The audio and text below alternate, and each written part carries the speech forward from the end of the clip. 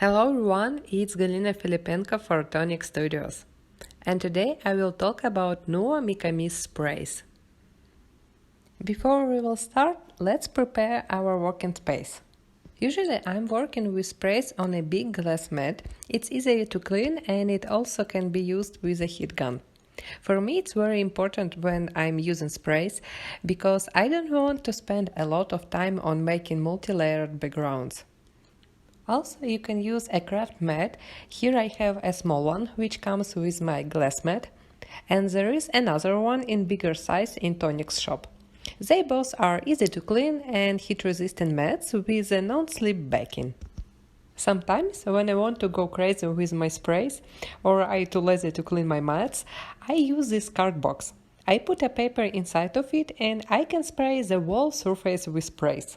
And as for cleaning, I'm a messy person and I love to put my hands in the mediums, and here's my all-time saver. It's a stamp cleaning solution from Tonic Studios, but it works perfectly with sprays too. And another helpful tool is paper towels. I have a mini version here. I use them a lot to clean and create special effects on my sprayed backgrounds. So, to start using sprays, you don't need any specific tools, but it's important to use a good heavy white paper, especially if you want to mix and blend a few different colors. Usually I'm using a regular watercolor paper. Here's a closer look on colors I have. I made a little color swatch on a watercolor paper with a few drops of each color. The first reason why I love those sprays is that after drying you can rub off the shimmer mica. It stays on the paper and it will not damage your packing, other projects or even your clothes. And the colors look particularly same in a bottle and on the paper. Only the dark blue midnight color is a little bit tricky, and the full beauty of this color can be seen on a paper. You can use mica sprays directly on a dry paper to color the whole surface or to create a nice splatters. For more softer look or to be able to move the pigment, spray water on the paper and then spray with mica mist.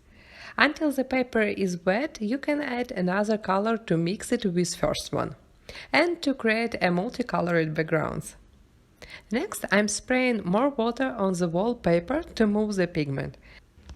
I'm using a textured watercolor paper and pigment will react with this texture and create a nice wash. Here I have two dried examples for you, and the left one is a watercolor paper with a texture and right one is a smooth watercolor paper. With the same colors I get two different card backgrounds. Another fun technique for sprays is stenciling. I covered my stencil with a temporary adhesive spray on the back, so it sticks well to the paper and my glass mat, and I don't need to tape it around.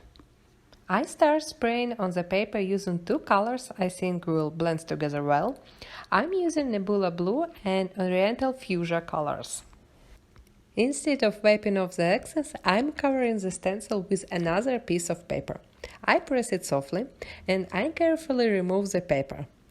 Here I get a stamped reverse stencil image. After that, I can remove the stencil from the main background. And both backgrounds look fantastic. Those two bright colors are mixed well and they created more colorful shades on the paper. Next, I want to show you how sprays work with another mediums. On the watercolor paper, I applied gold and ivory Nuvo mousses. On the left piece, I applied mousse through the Dancing Petals Mosaic Stencil and the right one through the Harmony Mosaic Stencil. I let them dry and now I'm spraying several colors on them. The liquid will fill all the white gaps around the mousses and it will create a shiny background.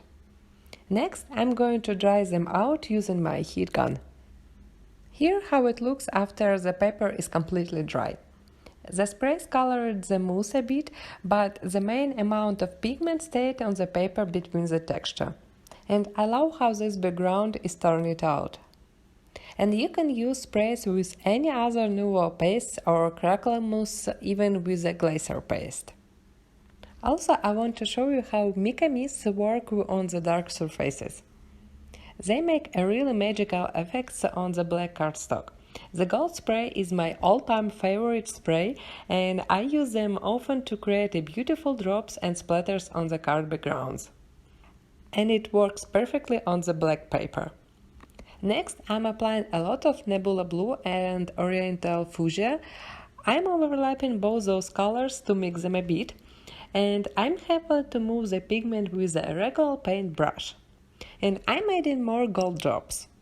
After that, I'm going to dry out the paper using my heat gun. And please do not hold the paper with your fingers as I did, because the heat gun is really hot. Here is a finished look of the small dark background. You can combine as many colors as you want, and you can create a really galaxy on the paper. In the same way, I created 2 more card backgrounds. I cut out a big piece of black cardstock to create a wall art in my craft room. I used the same colors, Nebula Blue, Oriental Fuchsia, and a lot of gold sprays. Next, I will heat emboss a white stars, and I will write some inspirational quote on it, or I will find a perfect matching sentiment die in my stash. Here is one more galaxy background. On this paper I applied a bigger amount of water, and pigments made a beautiful texture on the paper. I will trim a bit this paper, and I will use this card background for my next card. As I was saying before, you can apply mica sprays on any porous surfaces. I decided to create a classy box for my husband's dice. He's a big fan of tabletop games. I found a cheap little wood box in my local craft store, and I applied a gold spray on the inner part of the box. I covered it with 2 layers of the mica spray, and look how shiny it is. I love it. The other side of the box I covered with black Nuvo watercolor pen, just because I don't have any black paint in my stash. And Nuvo pen works good with the wood.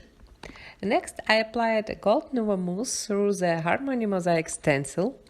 My husband was super excited about this box, and he asked me to make more for his friends. And I think I need one more for myself too.